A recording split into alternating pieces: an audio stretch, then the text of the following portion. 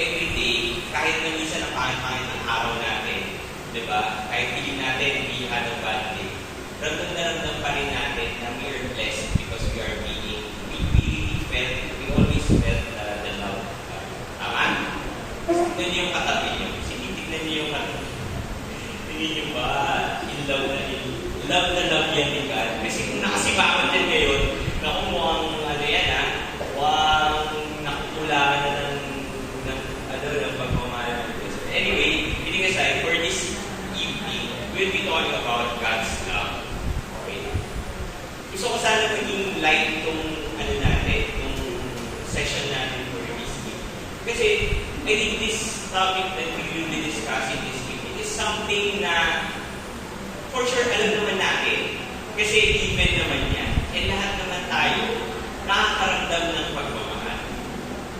Sino dito ang nagmahal na? Or nagmamahal? Lahat naman tayo, diba? Sige, taas natin yung mga may natin. Nagmahal na tayo, nagmamahal, minahal. Sino yung mga minahal dito? Sabi ko, yan ang may susunod. Ay, bro, ano may susunod dyan? Nagmahal, nasaktan. Iniwan. Diba?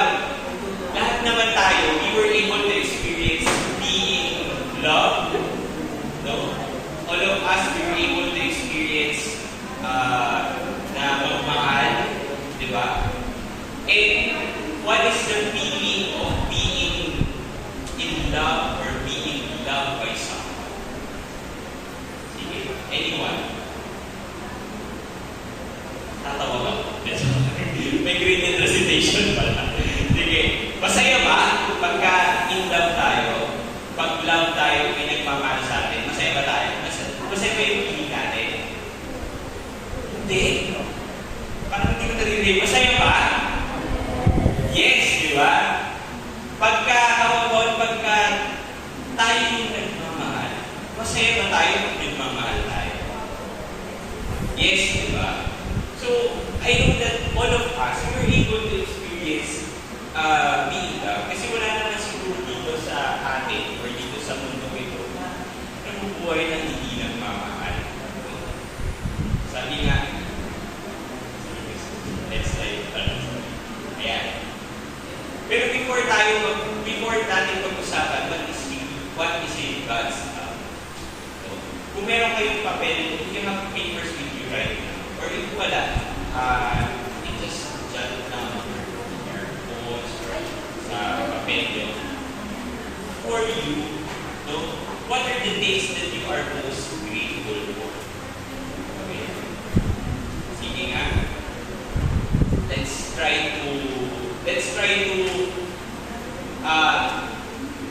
recall or right now, di ba? Kahit ngayon, isipin natin, hindi mga bagay na we are grateful for.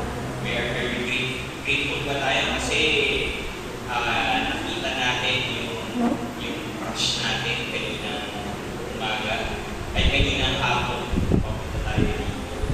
Grateful ba tayo kasi nung naglalakad tayo pumunta dito, may nandito sa atin na angels for God. Or grateful ba tayo kasi natanggap tayo sa trabaho or nakapasa tayo sa exam natin. I want you to write down what are the things that you are most grateful for.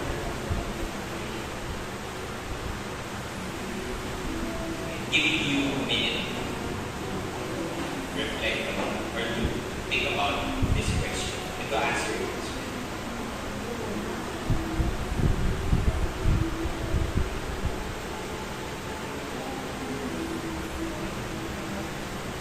Lahat tayo yung susunod. Kaya ako, isip ako what are the things that I am most grateful for.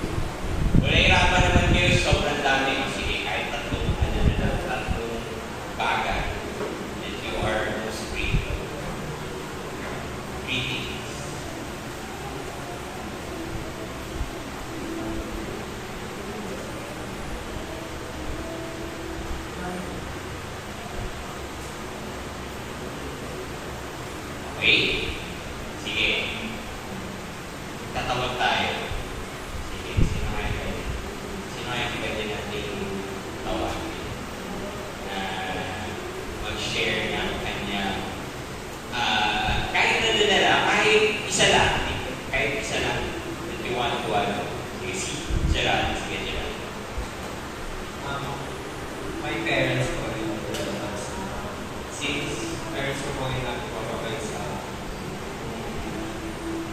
especially sa akin.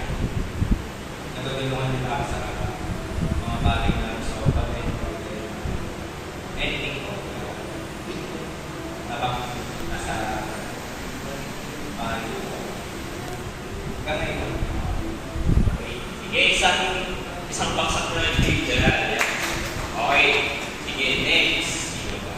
Si Raisa. Una kong nilagay, hindi ko na nilagay, pero siguro most of the people na nilagay ko, or kaya ako big ko sa kanila, kasi kanila ko nalagay. Okay, sige.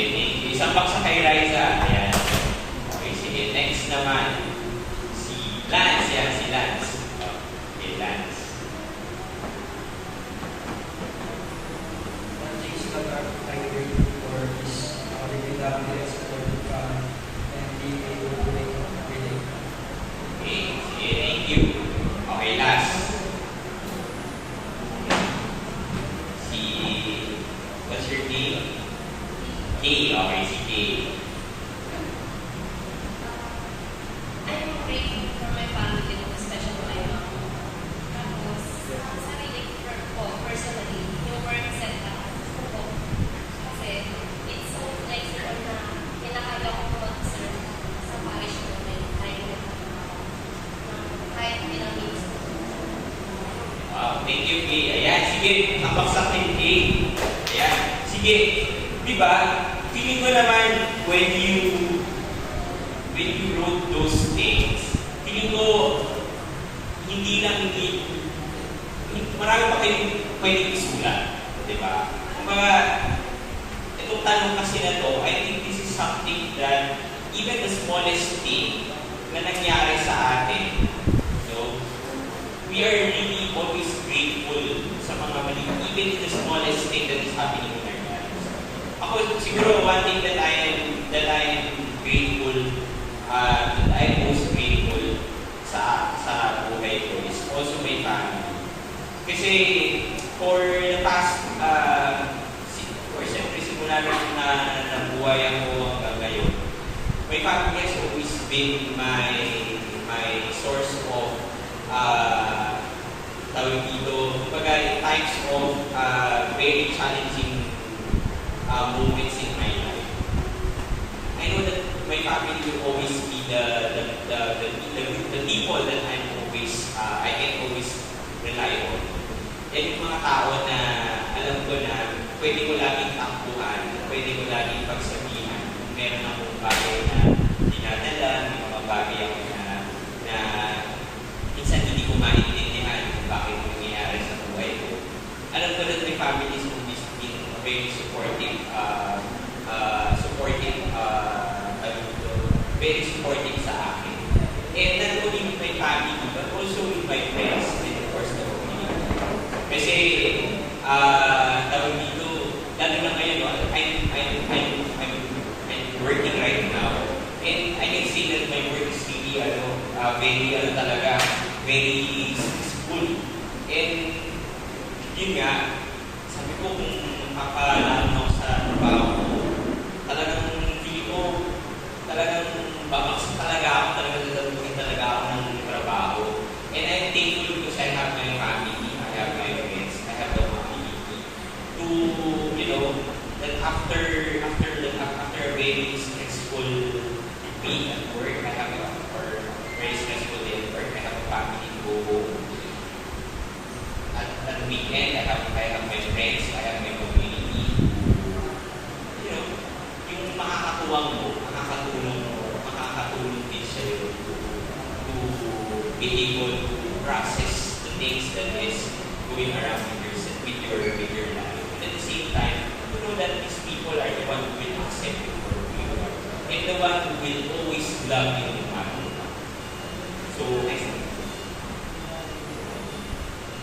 Sabi nga in the first book of John, chapter 4, verse 16, God is love, and he who abides in love abides in God, and God abides in him. Alam natin that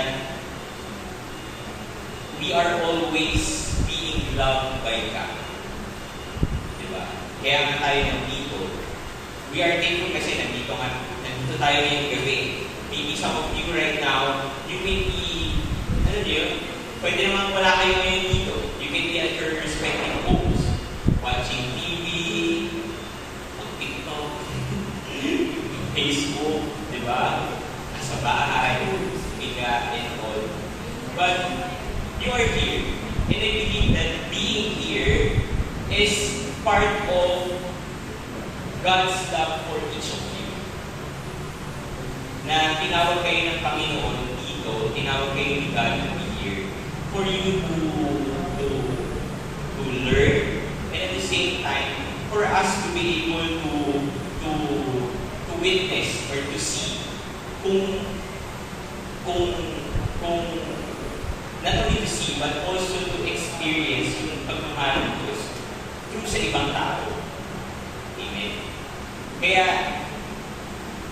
we believe that if we continue to experience the love of God, and if we continue to love God back, we will be able to continue to experience that fullness ng buhay na meron tayo. And if we will continue to follow God and to love Him always, alam natin that we will always be on the right path of our life, no matter what. Kasi alam natin na ang magsusustain at yung magsusustain sa atin everyday is yung pagmahal ng Diyos. You know,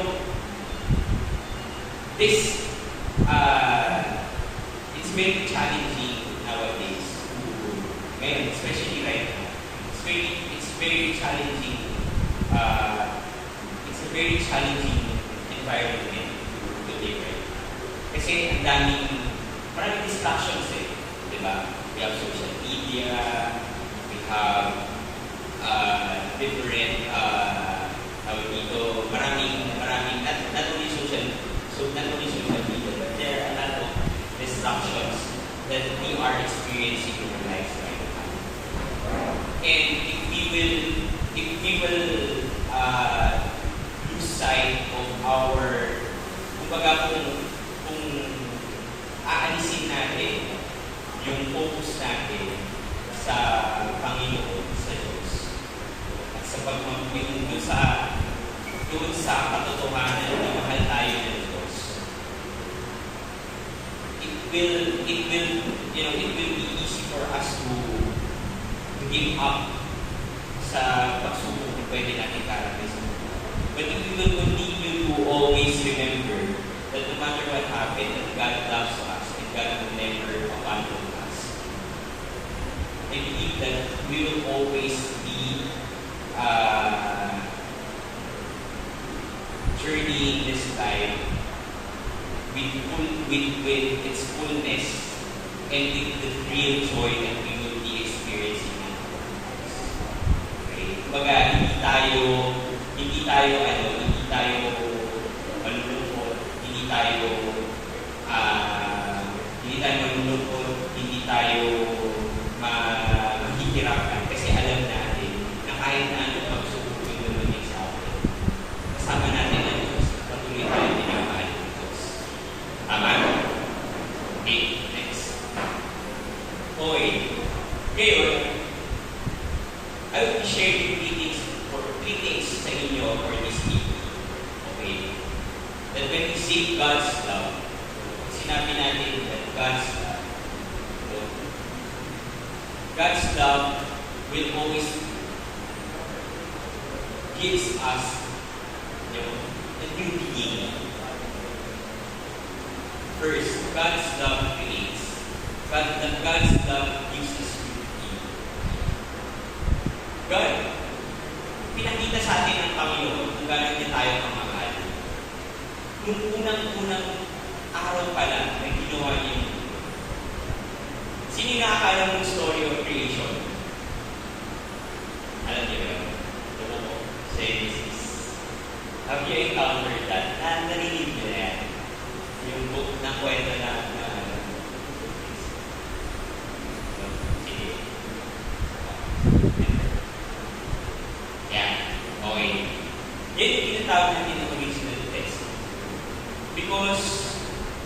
God created, when God created the world, He created the mountains, trees, animals, and of course, God created man and woman. It already shows how God really loves us. Kasi binigyan niya tayo ng magandang mundo. Diba? And the moment that God created this world shows how important man is sa Diyos. And, di ba nga, sabi nga nyo, when God created everything, on the sixth day, when God finished created everything, sabi nga niya, ang sinabi niya doon, when God saw that it was good, He found that all of creation was not only good, but it was great. Pero hindi lang. That's why, God created His greatest masterpiece, and that is by creating mankind. That's why He created man and woman. And when God created mankind, He created them in His own image and likeness. Kumbaga, naniniwala tayo na tayo ay ginawa ng Panginoon in His own image and likeness. Can you look at the person beside you right now? Do you think that God created that person beside you in His own image and likeness? Yes. Diba? Bakit kayo natatawa? Parang hindi kayo naniniwala, ha? Diba? So, mga kapatid, being created in God's image and likeness meant that we mirrored the nature of God. Okay. Meaning, ginawa tayo tulad ng Diyos. That's why, if ang Diyos ay nagmamahal, tayo din. Kung ang Diyos ay nagpagmamahal, tayo din ay nakakapagmamahal. Tama? So, tawag dito, God did not only finish, God did not only finish creating the world, creating us. Diba? Kung ginawa niya tayo, He need to allow us to experience the beauty of life. That's why we have our friends, we have our families, we have those things that we have right now. And all of these things that we have right now is all come from God. Kasi ganun niya tayo kamahal. Okay? And when we also say that we are created, ginawa tayo ng Panginoon in His own image and likeness. It also means that it is us to be a person who is also to be in a relationship with God. Kasi siya yung gumawa sa atin. Kaya importante na dapat nandun yung relasyon natin sa Kanya. Tama? Okay, sige, next. Second, if God's love creates, God's love also saves. Diba? Merong kwento sa Bible. Next slide, please. Yung kwento, I don't know if you were able to heard of this, yung the parable of the lost son. Okay? Kwento dito, ito yung, ang kwento dito, na yung ang bida dito ang kwento dito, merong isang tatay may tatay, and then meron siyang dalawang anak. And ito yung ano ito yung kwento na yung bunsong anak niya, the younger son, no, took off yung lahat ng yaman niya, lahat yaman yung tatay niya. No? And then, yung isa niyang anak, yun yung umalis. No? Ngayon, the younger son took his inheritance kasi his father had already died. No?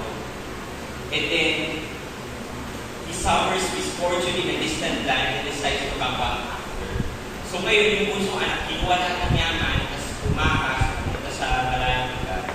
So, iniwan niya yung tatay niya. Okay. Kinuha niya lahat ng yaman, ano siya. So, ang naiwan na lang yung panganay niya. And then, nung nagkanda, sira-sira yung ano niya, yung buhay niya. So, bumalik siya ulit sa tatay niya. And then when he came back, sabi ng tatay, imbis na nagalit yung tatay niya sa kanya, ang ginawa sa kanya yung tatay niya, no? Pinaghanda pa siya, pinigisan pa siya, and all. Three things that we can learn from this story. Sabi nga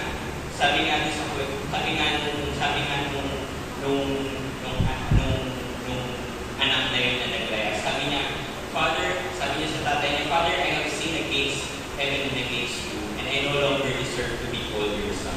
Next verse. So he got up and went back to his father when he was still a long way off. His father got sight of him and was filled with compassion. He ran to his son and embraced him and kissed him.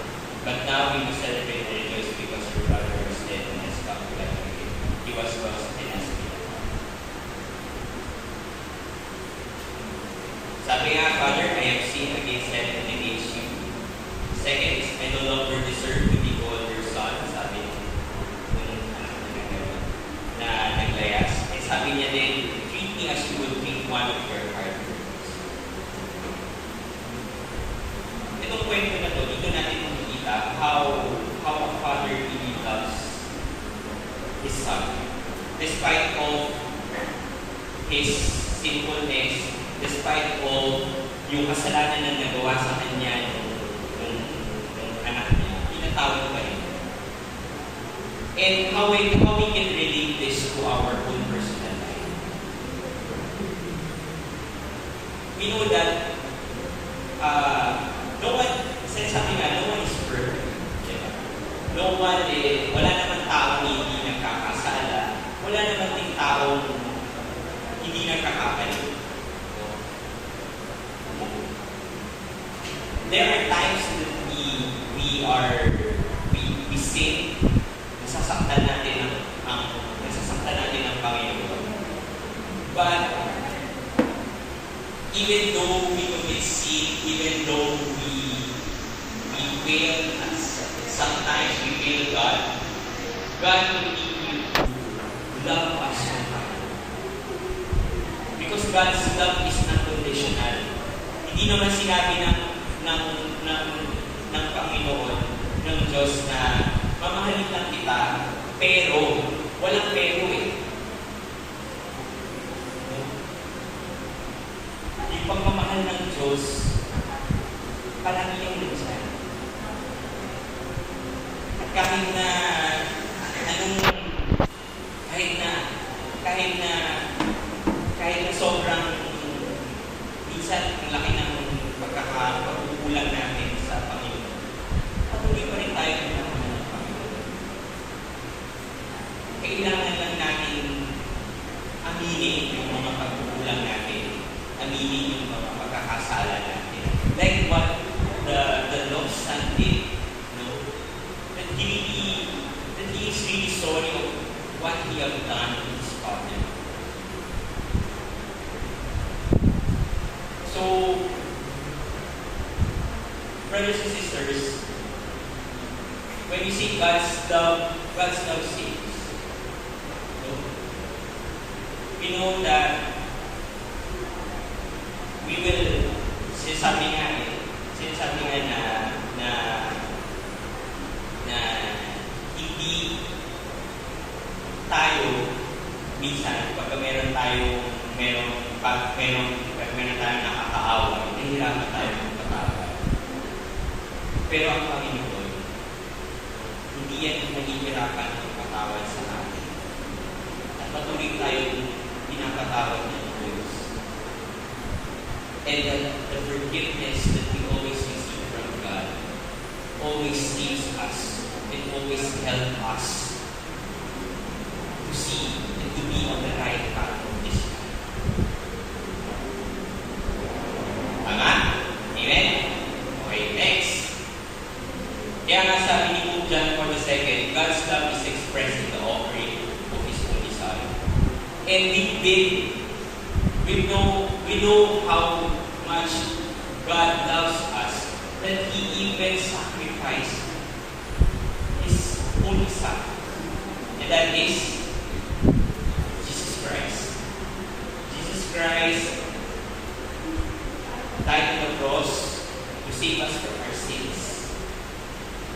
Diba? Sino ba naman gugustuhin magulang na ialay niya ang kanyang anak para sa pagmamahal niya? That's how God loves us.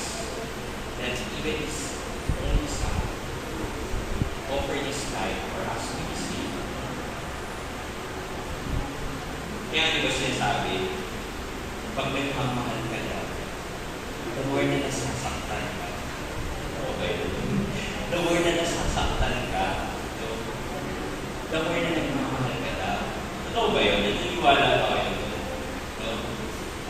Diba? Kasi,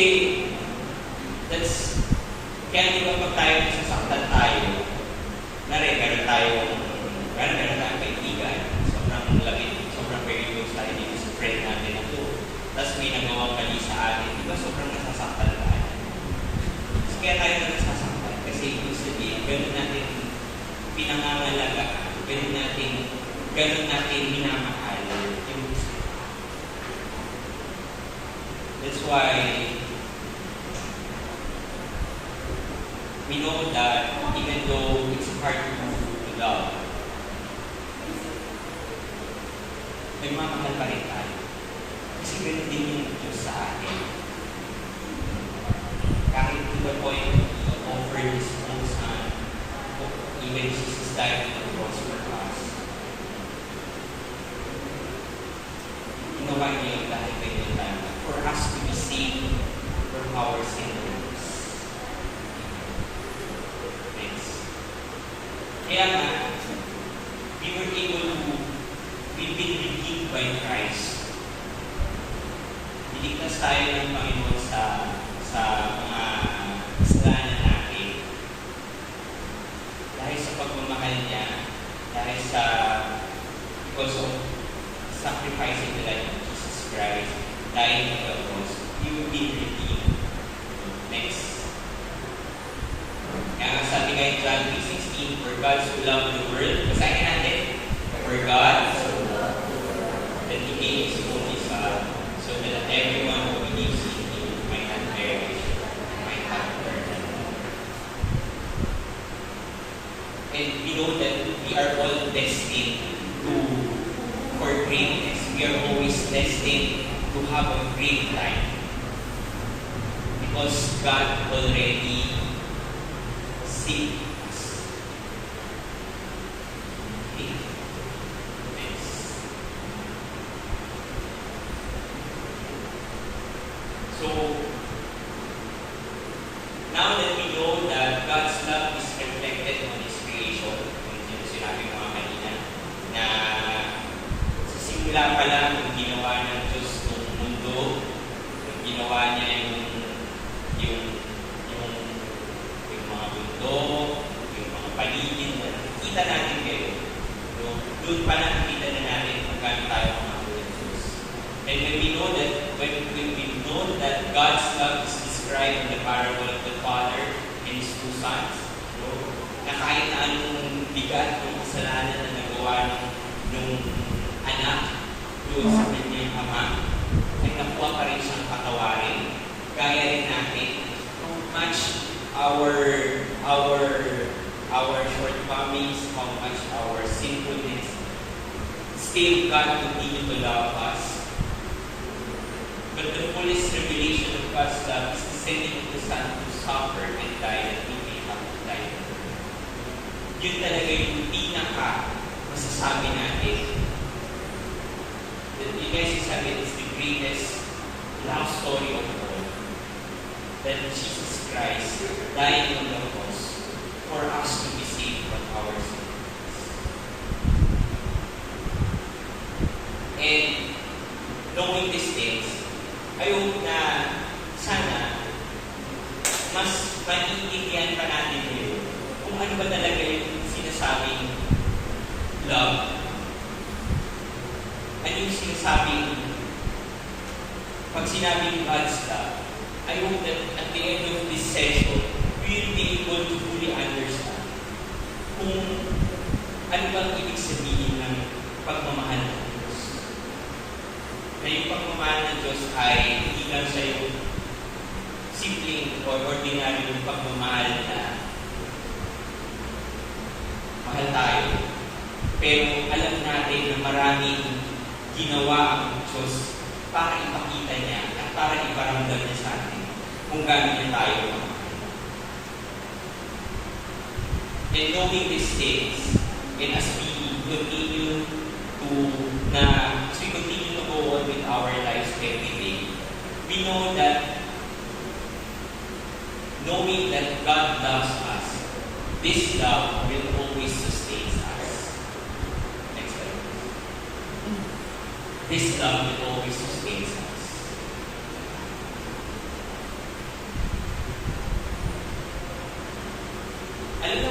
Alam na natin that God is the giver of life, that God is the one who created us. Kaya, kung meron man na magtutuloy or magsusustain ang buhay natin, hindi pagmahal mo.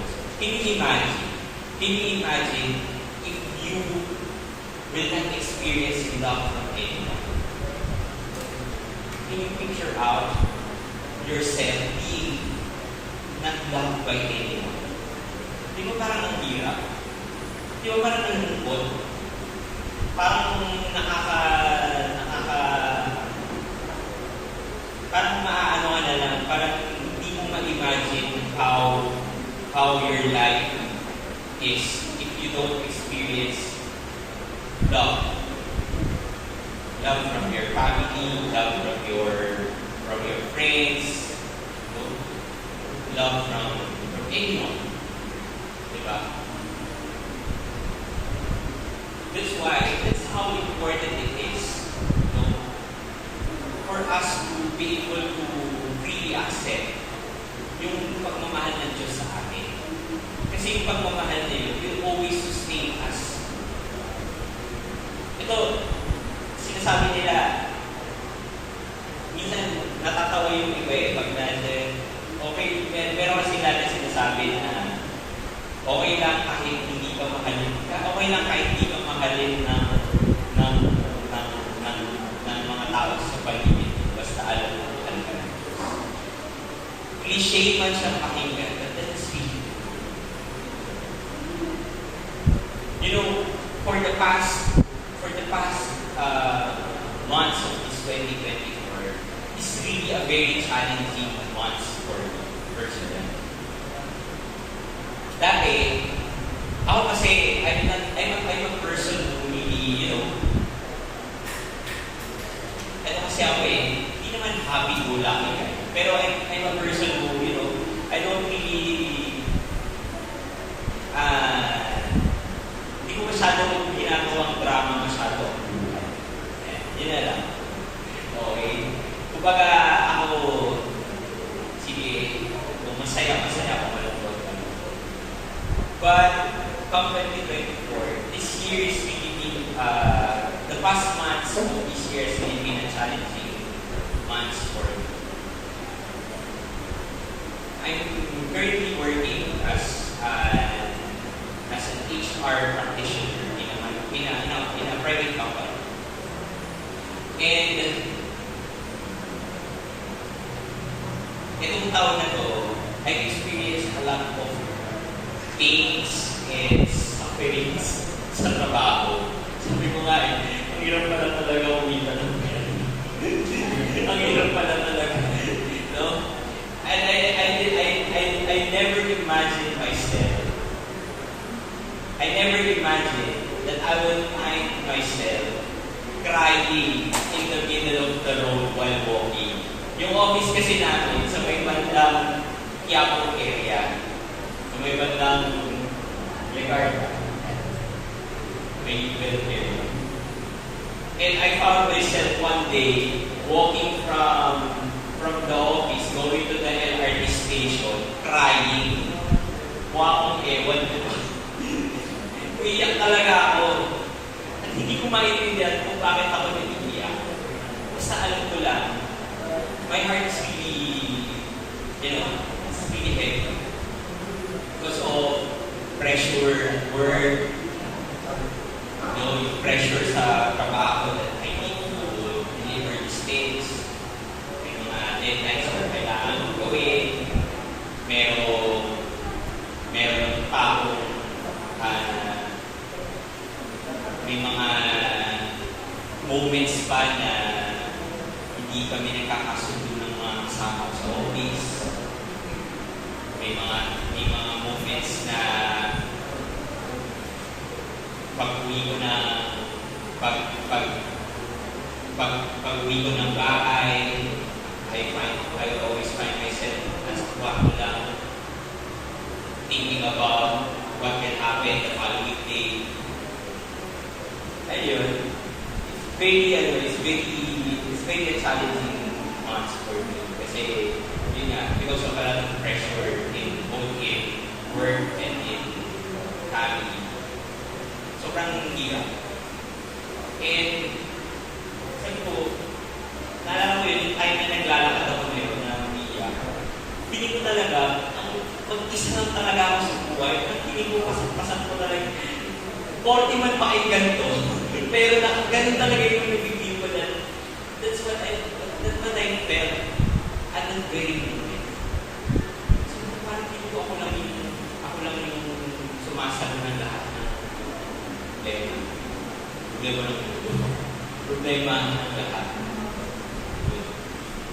And,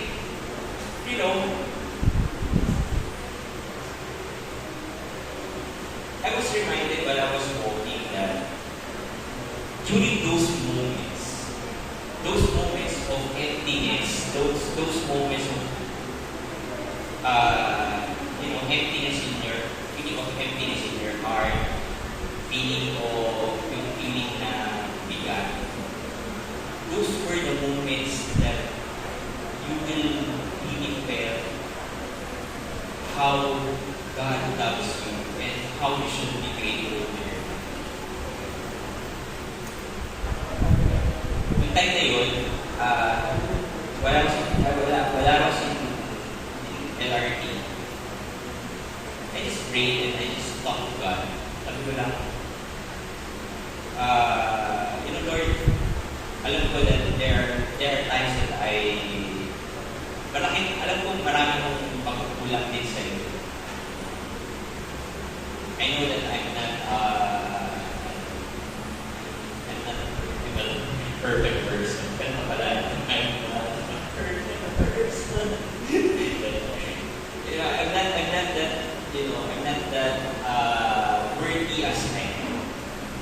But whatever things that I am doing right now, just allow me to experience this, but allow me also to get, na bumangon dito sa nararamdaman ko. And going behold, lately, although syempre, nandun pa rin yung mga challenges sa trabaho, of course, the family. But you know that whenever you encounter those things, you will always be reminded that you will always never be alone. That That even though you felt that no people, there are no people, walang tao sa likod mo, or walang tao sa paligid mo who will there for you, who will there to support you. And then today, you will know that, you will be assured that God will always be there for you no matter what. And God will always use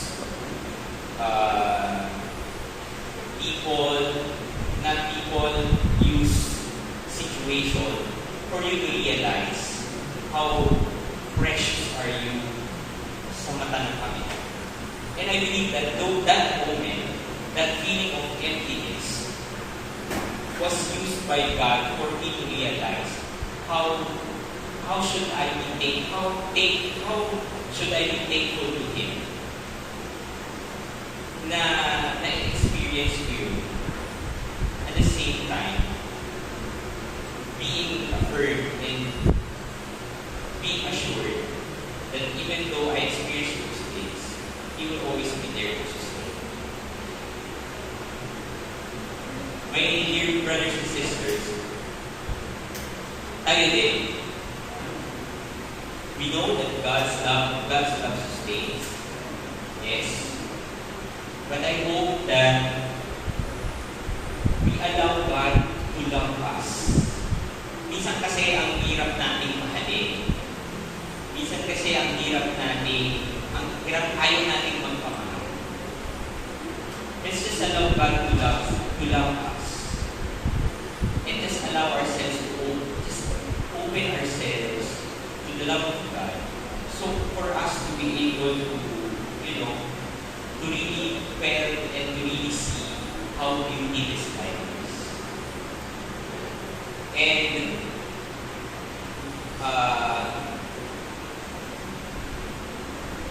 when we continue to let that love drive us to go on with this life and to share that love as well to others. Diba? And yun nga, kumbaga, huwag tayong matakot. Let's not be afraid that if challenges comes in our lives, walang mamahal sa atin or wala ang Diyos sa tabi natin. Let's always be affirmed and let's always acknowledge that God always lives in the hearts of each and every one of us. That the Holy Spirit, continue to live in our hearts for us to be able to really see and feel how precious we are and how God really loves us. So before we end this session, let me share to you this video. And I hope that we can be able to, I hope that this video will remind us that gaya ng paulit-ulit natin pinag-uusapan kanina, na kahit na anong mangyari, and wherever we are, whatever we do, whatever state of our hearts right now, God will always love us. And God's love will always give us yung beginnings. God will always save us from our sinfulness. And God's love will always sustain us in this life that we are living.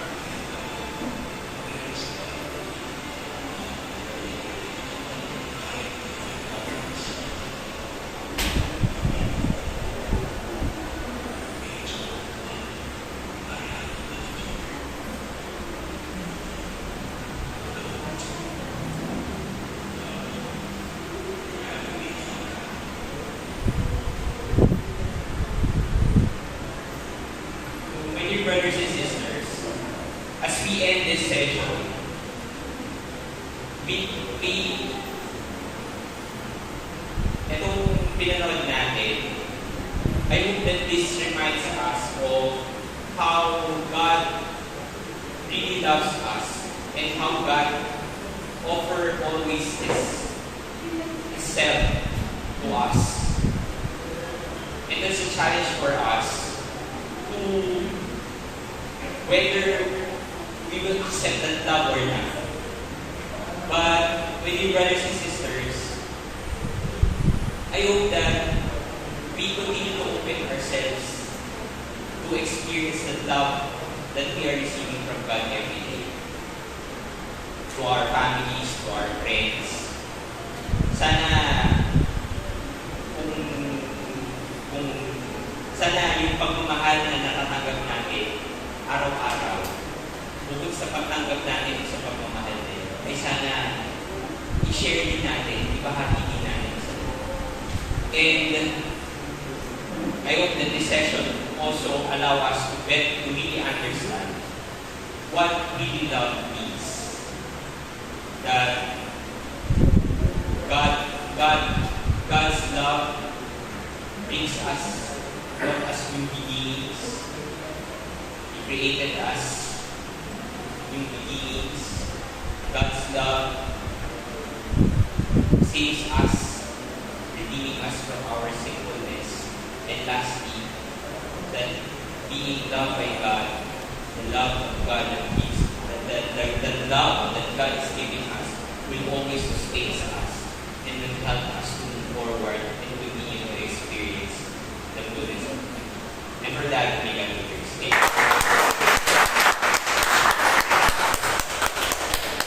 Thank you so much, brother. Oh, bago kang malis. Ayan. Thank you so much kay Brother Chico. Diba? Ayan, so bago ang lahat, siyempre bilang pagpapasalamat, we're presenting you This certificate of appreciation. This certificate is presented to Brother Chico Quintos for sharing his God-given gifts and knowledge as speaker for Session 1, God's Love, for the Christian Life program entitled Loa, which took place on July 13, 2024, Saturday at Holy Family Parish. Signed by our couple coordinators, Tito Doma and Tita Jasmine Sanase, and our unit heads, Ralph and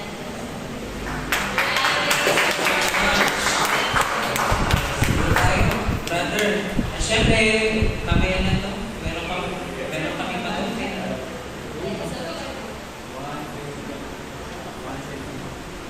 And so, pwede ka naman picture muna tayo. Kasama tayo.